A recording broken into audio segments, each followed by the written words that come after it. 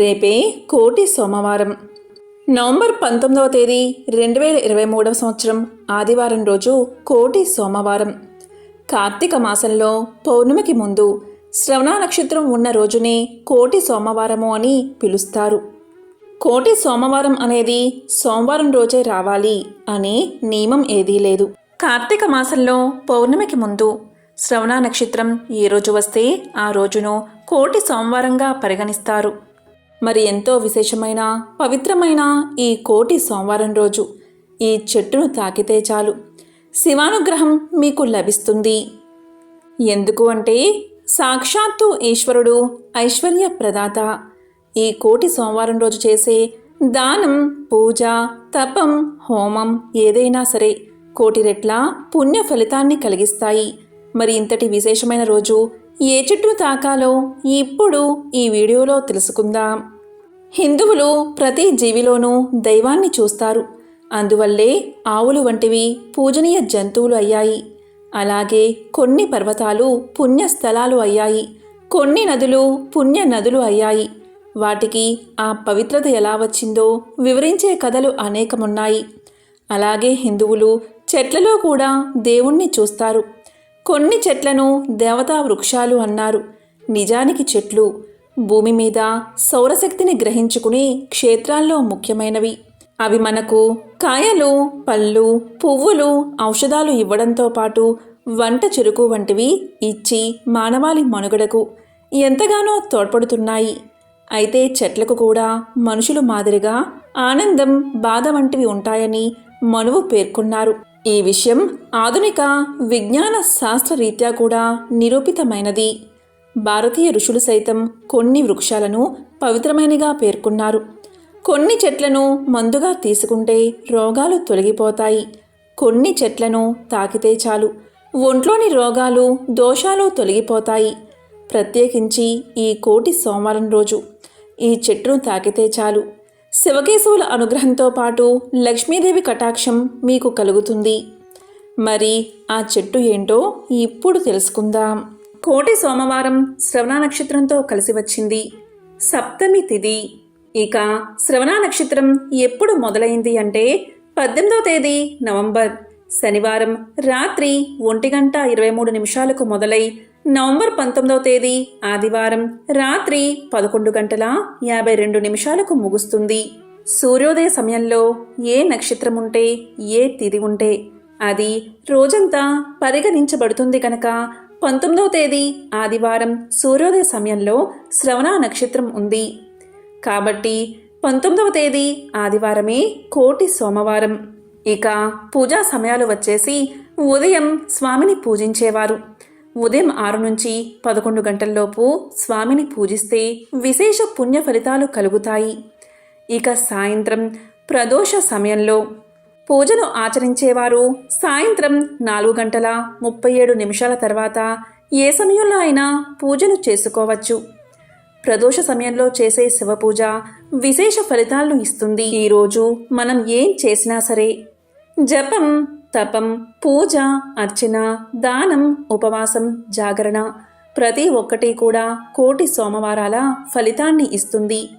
అంతటి విశిష్టత కలిగిన ఈ కోటి సోమవారం పౌర్ణమికి ముందు వచ్చే శ్రవణ నక్షత్రం రోజు వస్తుంది. మరి ఈరోజు ఏం చేయాలి అంటే పూజను ఏ విధంగా ఆచరించాలి అంటే కోటి సోమవారం రోజు తెల్లవారుజామునే లేచి స్నానాదులు ముగించుకుని ఉసిరి చెట్టు దగ్గర దీపం పెట్టాలి. ఒకవేళ ఉసిరి చెట్టు లేకపోతే ఉసిరి కొమ్మ తెచ్చుకుని తులసి కోటలో పెట్టుకుని దీపాన్ని వెలిగించాలి. ఈరోజు విశేషంగా ఉసిరికాయ దీపాలు పెడతారు. ఉసిరికాయలను తొలిచి ఆవు నేతిలో ముంచిన వత్తులను దాని మీద పెట్టి దీపాలు వెలిగిస్తారు. తెల్లవారుజాముకు ముందు వెలిగించే దీపాలు సాక్షాత్తు శ్రీ మహావిష్ణువుకు చెందుతాయని, శ్రీ మహావిష్ణువు స్వీకరిస్తాడని శాస్త్రాలు చెబుతున్నాయి.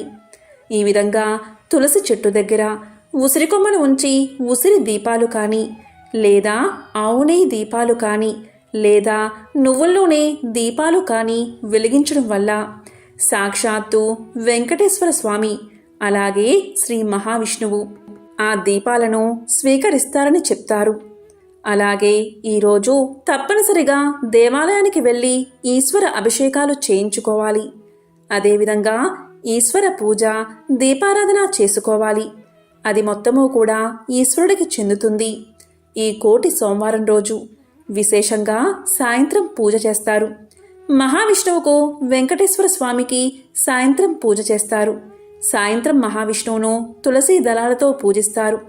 తులసిమాలను సమర్పిస్తారు. మీకు తులసి దళాలు అందుబాటులో లేకపోతే ఒక్క తులసి దళాన్నైనా సమర్పించండి. అలాగే సుగంధ ద్రవ్యాలతో స్వామిని పూజించండి. కనీసం వెంకటేశ్వరుడికి కర్పూరాన్నన్నా నివేదించండి. అదేవిధంగా వెంకటేశ్వరుడికి నైవేద్యంగా యాలకుల్ని సమర్పించండి. యాలకులు పంచదార కలిపిన ప్రసాదాన్ని ఈ కోటి సోమవారం రోజున వెంకటేశ్వర స్వామికి ప్రసాదంగా సమర్పిస్తే చాలు. ఆ స్వామి కరుణించి మీ బాధలు తొలగిస్తాడు. ఈరోజు ప్రత్యేకంగా వెంకటేశ్వరుడికి ఆవు నెయ్యితో దీపాన్ని వెలిగించండి. చాలామంది ఉసిరి దీపాలు లేదా పిండి దీపాలు ఈ రోజున వెలిగించుకుంటారు. ఈ కోటి సోమవారం రోజున మీకు తోచింది పంచి పెట్టండి. ఈరోజు వీలైతే ఉపవాసం చేయండి. ఈరోజు ఉపవాసం చేస్తే చాలు, కోటి సోమవారాలు ఉపవాసం చేసిన ఫలితం మీకు దక్కుతుంది. ఈరోజు మీకు వీలైతే దానంగా పసుపు, కుంకుమ, పళ్ళు, తాంబూలం ఏదైనా సరే దానంగా ఇస్తే చాలు, విశేష పుణ్య ఫలితం మీకు దక్కుతుంది. మామూలు రోజుల్లో కంటే ఈరోజు చేసే ఏ కార్యమైనా కోటి సోమవారాల ఫలితాన్ని ఇస్తుంది. ప్రత్యేకించి ఈరోజు ఉసిరి దీపాలు పెట్టాలి అనుకునేవారు ఈ కోటి సోమవారం రోజు ఉసిరి దీపాలు పెట్టుకుంటే చాలా మంచిది. ఎందుకంటే ఈరోజు శ్రవణ నక్షత్రం ఉంది కాబట్టి శివకేశవులిద్దరినీ పూజించినట్లు అవుతుంది. శ్రవణ నక్షత్రం వెంకటేశ్వరుడి జన్మ నక్షత్రం. అలాగే సోమవారము అనేది శివుడికి సంబంధించింది. ఇది ఏ రోజొచ్చినా సరే శ్రవణ నక్షత్రంతో కలిసి వచ్చిన కార్తీక మాసంలో కోటి సోమవారం ఎంతో విశేషమైన పర్వదినం. ఈరోజు మీ శక్తి కొలది 2 దీపాలు లేదా 11 దీపాలు లేదా 9 దీపాలు లేదా 27 దీపాలు లేదా 64 దీపాలు లేదా 108 దీపాలు ఇలా ఈరోజు దీపాలు పెట్టుకోవచ్చు. ఈ దీపాలను ఉసిరికాయ దీపాలు లేదా ఆవు నెయ్యి దీపాలుగా పెట్టుకోవచ్చు. అదేవిధంగా ఈరోజు పిండి దీపాలు కూడా పెట్టుకోవచ్చు. ఇవేవి చేయడానికి శక్తి లేనివారు, వీలు కానివారు మీ ఇంట్లో దేవుడి గుడిలో శివకేశవుల ముందు ఒక్క దీపాన్ని వెలిగించినా చాలు, మీకు కోటి సోమవారాలు దీపాన్ని వెలిగించినంత మహాపుణ్యం దక్కుతుంది. ఈ కోటి సోమవారం రోజు ఎవరైతే ఉపవాసం ఉంటారో వారు కోటి సోమవారాలు ఉపవాసం ఉన్న మహాపుణ్యాన్ని పొందుతారు. ఈరోజు శివాలయ దర్శనం, అభిషేకం, ఉపవాసం, దీపారాధన, ఆకాశ దీప దర్శనం, దానాలు చేస్తే చాలు, ఫలితం రెట్టింపు అవుతుందని శాస్త్రవచనం. కోటి సోమవారం రోజు ఏ చెట్టును తాకాలి అంటే అదే ఉసిరి చెట్టు. ఉసిరి చెట్టు సాక్షాత్తు మహావిష్ణువు స్వరూపం. కార్తీక సోమవారం రోజు విశేషంగా ఉసిరి దీపాలు వెలిగిస్తే శివానుగ్రహం కలుగుతుంది. అదేవిధంగా విష్ణుమూర్తి ఎక్కడ ఉంటారో సాక్షాత్తు లక్ష్మీదేవి కూడా అక్కడే నివాసం ఉంటుంది.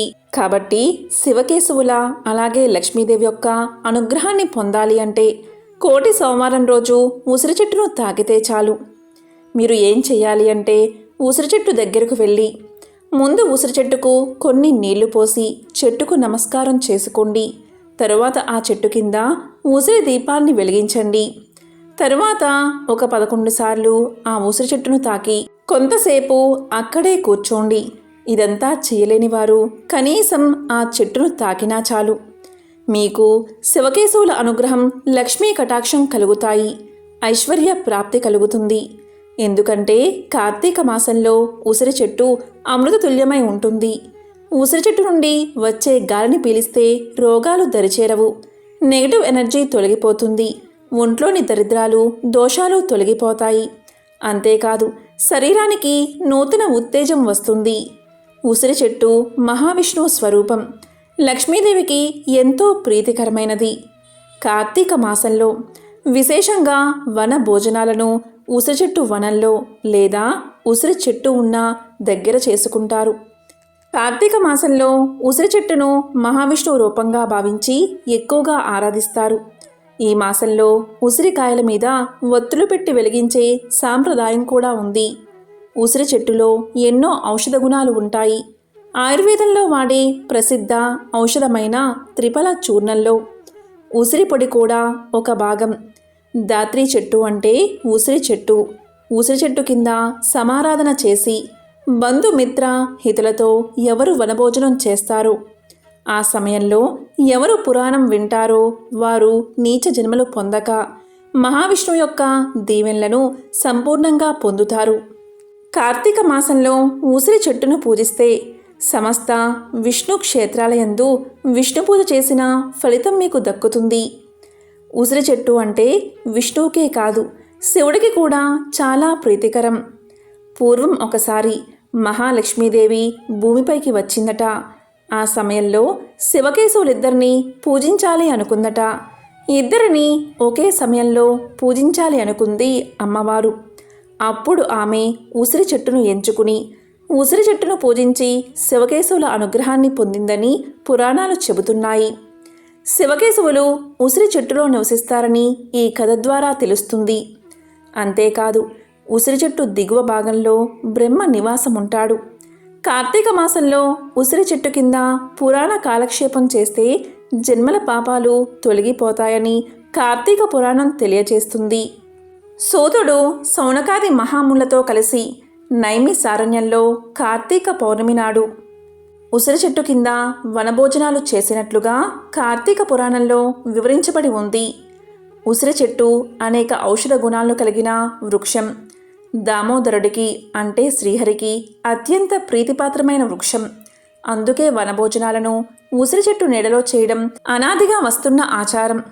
శ్రీకృష్ణుడు తన సోదరుడైన బలరాముడితోనూ అలాగే తోటి గోపబాలుతో కలిసి ఉసిరి మొదలైన మహావృక్షాల నీడలో యమునా నదీ తీరాన బృందావనంలో అత్యంత ఆనందంగా వనభోజనాలు చేశాడని భాగవతంలో వర్ణించబడి ఉంది. ఉసిరి చెట్టు కింద ఉసిరికాయల దీపారాధన చేసేవారిని చూడ్డానికి యముడికి కూడా శక్తి చాలదు. ఉసిరి చెట్టు ఉన్న తోటలో వనభోజనాలు చేస్తే వారి మహాపాతకాలు సైతం తొలగిపోతాయి. ఉసిరి చెట్టుకు అన్ని మహిమలు ఉన్నాయి కాబట్టి ఇంతటి విశిష్టత కలిగిన ఉసిరి చెట్టును కోటి సోమవారం రోజు ఒక్కసారి తాకినా చాలు మీ సమస్త పాపాలు దోషాలు తొలగిపోతాయి. మహాపుణ్యం మీకు కలుగుతుంది. ఓం నమః శివాయ. ఓం నమో నారాయణాయ. ఓం శ్రీ మహాలక్ష్మియే నమః.